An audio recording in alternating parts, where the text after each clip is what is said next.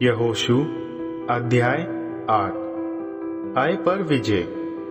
फिर यहोवा ने यहोशू से कहा, डरो मत और ना घबराओ, अपने साथ सब योद्धाओं को लेकर आय पर आक्रमण करो। मैंने आय के राजा, प्रजा और उसके नगर और उसके देश को तुम्हें दे दिया है। आय तथा उसके राजा के साथ तुम्हें वही करना होगा जो तुमने यरीको तथा उसके राजा के साथ किया था। लूट की सामग्री तथा पशु तुम अपने लिए रख सकते हो। तब यहोशू अपने समस्त योद्धाओं को लेकर आय पर आक्रमण करने के लिए निकल पड़े। यहोशू ने 30,000 वीर योद्धा चुने और उन्हें रात को ही वहां भेज दिया। उनसे यहोशू ने कहा, तुम नगर के पीछे छिप जाना, नगर से ज्यादा दूर ना जाना। तुम सब सावधान एवं तत्पर रहना। तुम्हारे वहां पहुंचने पर मैं अपने साथ के योद्धाओं को लेकर नगर पर आक्रमण करूंगा। जब नगर के लोग सामना करने के लिए आगे बढ़ेंगे, तब हम उनके सामने से भागेंगे, और जब वे पीछा करते हुए नगर से दूर आ जाएंगे, तब वे सोचेंगे ये लोग पहले के समान हमें पीठ दिखाकर भाग रहे हैं। तब तुम अपने छिपने के स्थान से उठकर नगर को अपने अधीन कर लेना। यहोवा तुम्हारे परमेश्वर नगर को तुम्हें सौंप देंगे। फिर तुम उसमें आग लगा देना। तुम्हें यह यहोवा के वचन के अनुसार करना होगा। याद रखना कि तुम्हारे लिए यह मेरा आदेश है।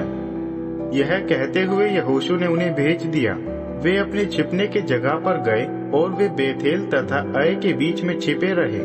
यह स्थान आय के पश्चिम में था। यहाँ यहोशू रात में सैनिकों के साथ तंबू में ही रहे। सुबह जल्दी उठकर यहोशू सैनिकों एवं इजराइल के नेता को साथ लेकर आय पहुँचे।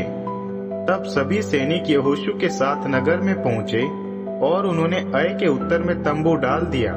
उनके तथा आय नगर के बीच केवल एक घाटी ही की दूरी थी।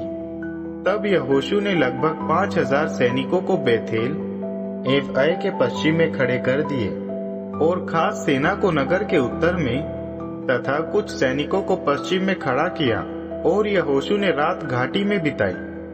जब आय के राजा ने यहोशू के सैनिकों को देखा, वे जल्दी नगर के लोगों को लेकर इजराइल से युद्ध करने निकल पड़े।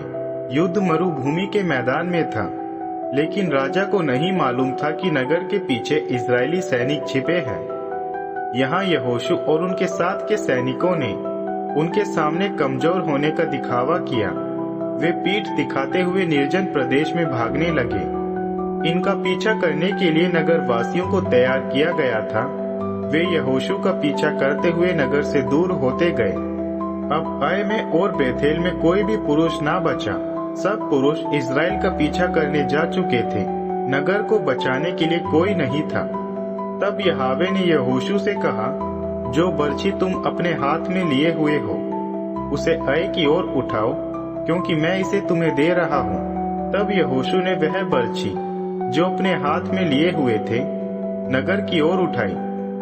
जब घात में बैठे सैनिक अपनी अपनी जगह से बाहर आ गए और यहोशू ने वह बर्छी आगे बढ़ाई, तब ये सैनिक दौड़कर नगर में जा घुसे और उस पर हमला किया और उन्होंने नगर में आग लगा दी।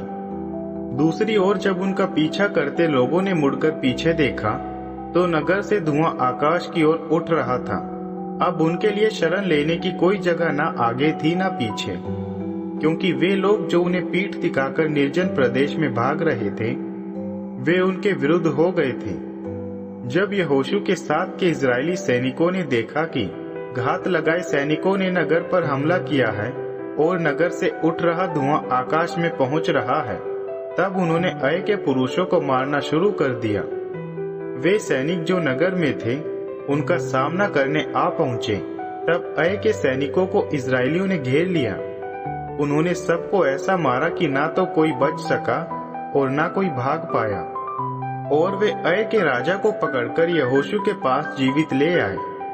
जब इजरायलियों ने निर्जन प्रदेश में पीछा करते हुए आय के सब सैनिकों को तलवार से मार दिया, तब सारे इजरायली वापस आय नगर में आ गए। आय नगर में स्त्री पुरुषों की संख्या 12,000 थी। यहोशू ने अपने हाथ की बर्छी उस समय तक नीची नहीं की जब तक उन्होंने आय के सभी लोगों को मार ना दिया। इजरायलियों ने लूटे हुए सामान में से अपने लिए केवल पशु ही रखे। जैसा कि यहोवा ने यहोशू से कहा था। यहोशू ने आई को पूरा जला दिया जो आज तक निर्जन पड़ा है। उन्होंने आई के राजा को शाम तक वृक्ष पर लटकाए रखा और शाम होने पर शव को वहां से उतारकर नगर के बाहर फेंक दिया तथा उसके ऊपर पत्थरों का ऊंचा ढेर लगा दिया जो आज तक वही है। वाचा का दोहराए जाना। फिर यहोशू ने मोशे द्वारा लिखी व्यवस्था में से इस्राएल वंश को दिए गए निर्देश के अनुसार एबल पर्वत में से ऐसे पत्थरों को लेकर वेदी बनाई जिन पर किसी भी वस्तु का प्रयोग नहीं किया गया था। इस वेदी पर उन्होंने यहोवा तुम्हारे परमेश्वर के लिए होम बलि तथा मेल बलि चढ़ाई। सब इस्राएलियों के सामने यहोशू ने मोशे के द्वारा लिखी हुई व्यवस्था की नकल कराई।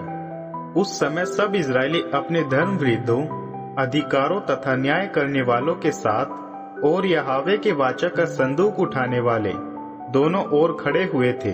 दूसरे लोग जो वहां रहते थे तथा जन्म से ही जो इस्राएली थे, उनमें आधे गिरजीम पर्वत के पास तथा आधे एबल पर्वत के पास खड़े थे।